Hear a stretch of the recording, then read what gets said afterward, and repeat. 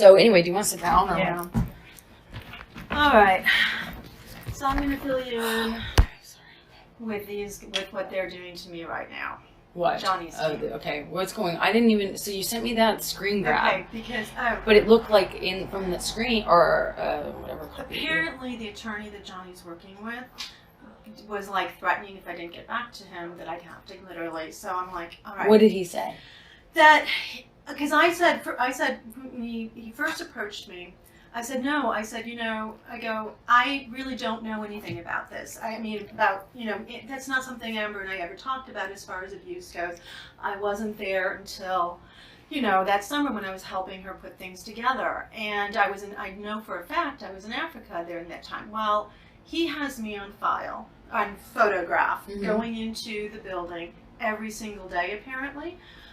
And so you wasn't when you were in Africa? No, yeah. He looked, he's like, well, then he thought I was totally conspiring with you. And he took it that I was like this lying person and he was going to go ahead and subpoena me. But so how did that information get to you?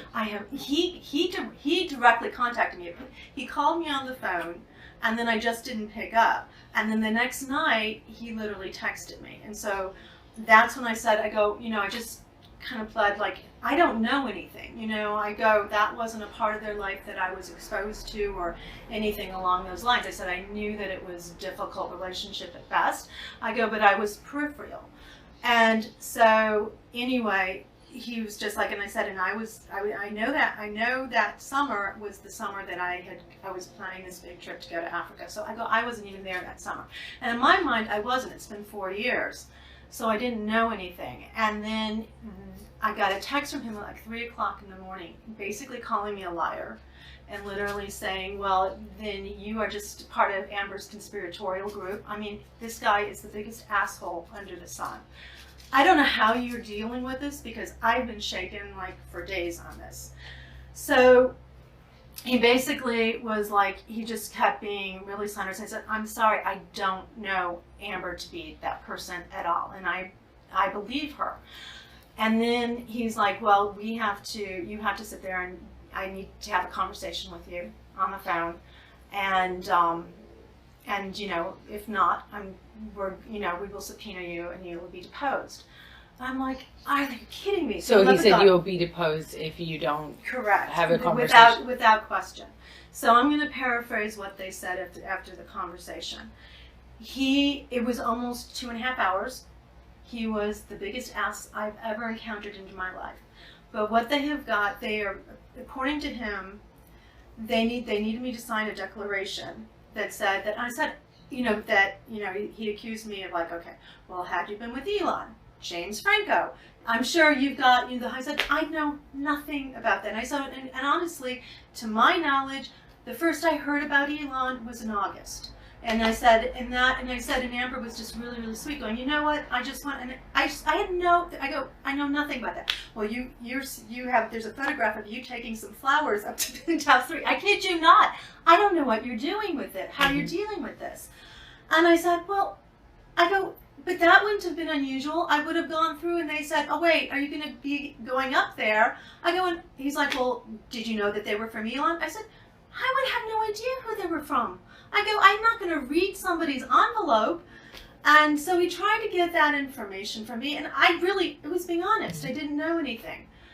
And then, this is just so, Amber, you have no idea. I absolutely adore you. You know that. And it's like, I've sat there and like, these guys, he's the biggest asshole under the sun. So he again was like, bottom line, they have Kate under deposition. He's like, do you know she's going through PTSD? That's the only thing. Which I don't know if he was like. And I was like, well, she's like, you've heard Amber yell at her. I said, listen, the only time I have ever, because he's like, I know for a fact. I said, the only time I've ever heard Amber yell at Kate in my entire life was one time during the move. And I said, and honestly, she fucked it up. And I said, there's just no way, you know. I go, other than that, I know nothing about that. And she's like, well, we have it on record that she's called you crying. And that, remember I told you, so you've got to get rid of it. You've got to get rid of Kate because she's calling me drunk. And I said, yeah. I go, but Kate's the wrong person. Kate consistently screwed things up all the time. She was a mess. And I didn't say that she was drunk when he was calling me because I didn't want to give him more information on this. And then he was talking about, like, when the place went on the market, and I guess they interviewed Kevin too, and they've got Kevin on. Don't do this, because I'm. Okay, so there was something about pink slips, and he was describing it as a pink slip from hell. Horror house. I mean, he's got a way with flourishing words, like I said, the biggest asshole. And I said those were things that were earmarked. I said there were clearly things that were not Johnny's, that were not pink marked. And I'm under the impression that obviously there was an agreement that everything from that apartment was agreed upon that Amber would get. So there's no issue with that.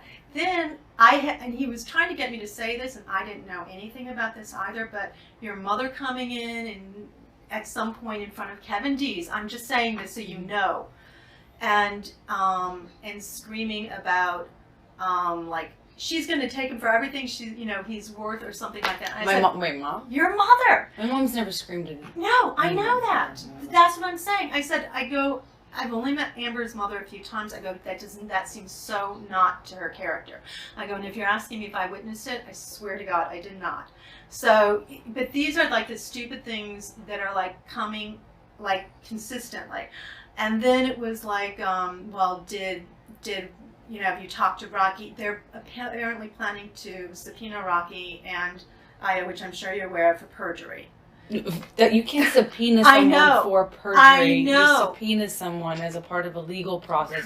Well, there you go. What this is it's actually manipulating and coercing people through threats. Manipulating it. Without people being savvy about the law. They are threatening people to coerce statements out of people. Yes.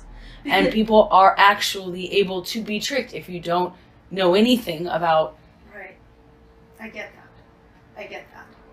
And he's going on about, well, do you know about Tasya? And I said, I didn't know any of that. And so then he's like, well, then now you know about it. I'm like, well, okay, great. He just told you. He just told me. No, but I know. But that's what I'm saying. Nothing he says, it's all manipulation. I know it is. So basically, I mean, this guy has literally said they have me on camera, which, funny, we've never seen that footage. We've seen me stand in an elevator, but they literally made up this thing about Whitney practicing hitting me in the hallway, and they have it on camera. Oh yeah, like that's where the bruises came from.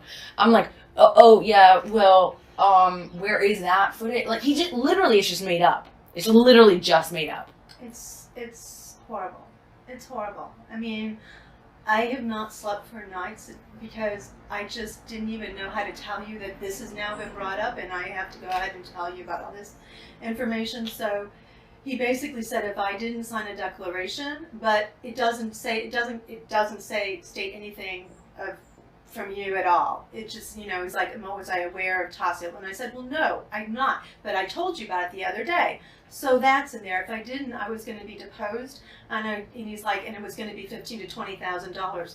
So I'm telling you now because I need you to know that, and I need your attorneys to then go ahead and get me to do a declaration too and question me so that I can say something in your favor. Because he's not giving me any, like, I would like explain things. Like he said, well, you were up there that. I said, yeah, but that didn't mean I was up with Amber going over this huge plot. I go, I'm with Amber like 5, 10, 15 minutes, half an hour at most, and I'm there to work. And so I don't know, any of this. And it was like, well, you need a yes or no, then you're not familiar with how the court system works. I'm like, no, I've never been in a court ever. So I was literally forced into signing a declaration that, again, does not say, it's the most vanilla thing imaginable. But I can't afford $20,000 because I don't even know what's going on with Elon right now. But I need your attorneys to sit there and work out a declaration so that I'm in your favor, so it nulls anything out. Because I didn't see, because he's like, well, did you see her absolutely beaten up? And he was using the analogy of, well, if my arm was ripped off. And I'm like, and I said, she was visibly upset the entire time. And I said, it came from an absolutely true place. Well, true place, like, and then he would go ahead and just say some complete other fabrication. Like, I felt like my hands are completely tied and there was nothing I could say to resurrect the situation. And I just was like, doing your damnedest. And so he did the super declaration thing, and I just kept expunging things, and then he just wouldn't do anything else. So it's really vanilla, and I will show it to you as much as I possibly can, but I want your attorneys to call me and literally let me do a declaration for you, because I don't know what else to do. I am like literally heartbroken about this, because I can't sit there, because we never had, you know, I didn't know any of this knowledge beforehand. I mean, it was literally afterwards. You always hid it from me. It's not your fault you didn't know. I hid it from everyone. That's I know. what Amber, people do. But after, you know, after the divorce, you know, right immediately after that incident, my eye was... Did you see my face? I only saw your face when it was swollen and it was red, but I didn't see any. At that point, there was nothing there, and I said, I don't recall it. I go, I did not. If you're asking, because he's like, I'm not asking you. I'm saying, he was telling me that it wasn't the phone that was thrown at you, that you had said that Johnny had physically beaten you up afterwards, and I said, again, I did not spend any time with you one-on-one where I even knew, like, oh wait, you know, if I knew what was going on, I would have literally looked at you more intensely, and I didn't. I said you were just kind of a hot mess at that time and devastated. But I didn't see you at that point where, you know, he was like, she would have been all black and blue. Did you see any black and blue? No, I didn't see you black and blue, but she was all swollen and red, and she had been crying. So that is what we are at. How many days after the... He said it was like, see, and again, it's 4 years ago, so I couldn't even place it. I honestly did think at that time I was in Africa, and I thought I met you after that. He's got the dates. I don't even know the dates, but he threw it. He's like, you were there on like the 20, and I'm paraphrasing because I don't know, like the 23rd, 24th, 25th, and then you've got on the 28th, and then there was some event in December he wanted me to give you, and I said, I don't know anything about that at all. So I go, please. He's like, well, we have you up there on the 15th, and I said, but I might not have even seen Amber. I mean, very seldom did I'd see Amber, but I go, I never saw Johnny, and here's the beauty of it. Well, Johnny happens to think you're a really nice person. He doesn't want to depose you, but, you know, if it comes to that, he will. And I'm like, well, then how nice of a guy is he, you know? And anyway, I just... After I filed for divorce, after I filed for the restraining order, you were around a lot around that time. I was around. I was wondering if you are you saying that you didn't know what was going on? No, I knew. I said I knew what was going on. He's like, he wanted to know, did I tell you immediately? And I said, I can't recall that, because I can't recall that I saw you directly after that incident happened. He's got me in an elevator, and that's it. And I don't know, you know, if this was 3 years ago, I'd have much more clarity as far as the time of reference. You've been living this whole nightmare for 4 years straight. I don't have my dates clear at all. And that's... But after that, I filed for the restraining order, I mean, are you saying that you knew why I filed for restraining order? I thoued it was pretty talked about. He didn't talk about the restraining order. He never mentioned that. All he mentioned was, did you ever talk to me about being abused? Before. Okay. And then also after. So he specifically said before and after. He was more interested in before. Well, of course. Right. And then he also asked, did I ever talk about it with Io or Rocky? And I said, no. I go, other than I would always ask her, well, how's she doing? I go, but that was our conversation. I never, I seldom didn't really ever get into conversations with Rocky or Io other than, just superficial, like, what are you up to? And that kind of a thing. So I was being really honest because I didn't know, I don't want to sit there and be perjured, and I don't have a good time frame, so I didn't know when. I said, I know I talked about it with Amber, but if you're telling me when did I talk about it with Amber, I honestly don't recall. If you're asking me, did I talk about it on this 23rd or 24th, I go, my guess is probably, but I'm being honest, I don't recall because it's been 4 years and I can't put a date. He's like, well, then we'll go ahead and we'll sit there and depose you. I said, you can sit there and depose me now. After all of this, I go, but I'm not going to be able to tell you anything else in all honesty. I'm like, but I go, I've never had anything but an amazing relationship with her. So with me? With you. And I said, so, I go, did I ever get into an argument? And he's like, well, how's your relationship with Johnny? I said, it was fine. It was absolutely pleasant. I go, but I didn't really have any interaction with Johnny at all. I go, I've known Amber for 8 years.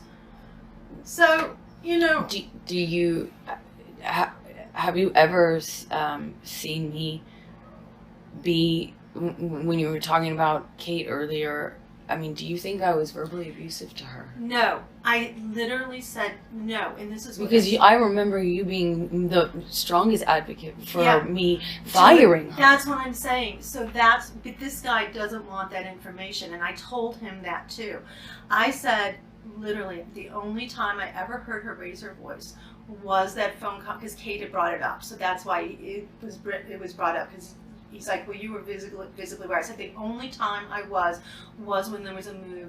Kate screwed it up. You've got to, and he's like, and then he went on, he's like, well, Kate would call you up. And I said, yes. I go, she was not suited to the job, and she screwed up a lot. I go, she should never have been working with Amber. And that's something I literally said. He's just wanting, because apparently Kate has some sort of vendetta, not shockingly, to go against you. So once again, I need your attorneys then to go ahead and go, okay, explain the Kate relationship with that, because I will have your back 1,000 times till Sunday. I am only interested in the truth. I'm not interested in manipulating anyone or anything. I just want to be clear that you didn't see me be physically or verbally abusive with Kate. No, the only time, and again, she had brought it. But do you think I was verbally abusive to her? No, I said you were yelling on the phone because everybody had heard about it. I told you about that. About incident. That, and just like an incident? Yeah, just that one incident. I said, never, ever have I heard anything. And then he said, well, would you be shocked to find out that she's got PTSD and she's going to meetings for it? And I'm like, I go, in one hand, I would, and in the other hand, I wouldn't, because she's completely off the rails. So, but of course, he doesn't take any of that because he's doing that. And apparently, I don't know if Kevin Dees is apparently not a nice guy. He's the realtor that was showing the place. You didn't even really meet him, I don't think. I think you had an altercation with him with the draperies, remember? Altercation. It was an argument because the draperies were taken and he's the one that was trying to get the draperies back for the person that bought it. Oh, but I didn't even talk to him. Oh, then I have no idea, but he's the other one that's saying all of this other crap. So that's the only stuff that I know that the attorney was telling me. And then after, when you were around, after my restraining order, because from what I remember we spent a lot of time. We were putting your office back together. The dressing room was fine, and we were hanging stuff and putting things back in the living room to make it more back like a home. I'm just trying to think. And that's all. I don't know when that was, though. That's the problem. I have no recollection. I honestly thought it was July at some point, but I don't know. I wish I was actually asked this 3 years ago. Have you looked through your... I don't have anything. My phone's been changed twice, and I've got a new notebook. So I have nowhere to trace anything. And you didn't back up? No. The only thing I backed up were photographs from work.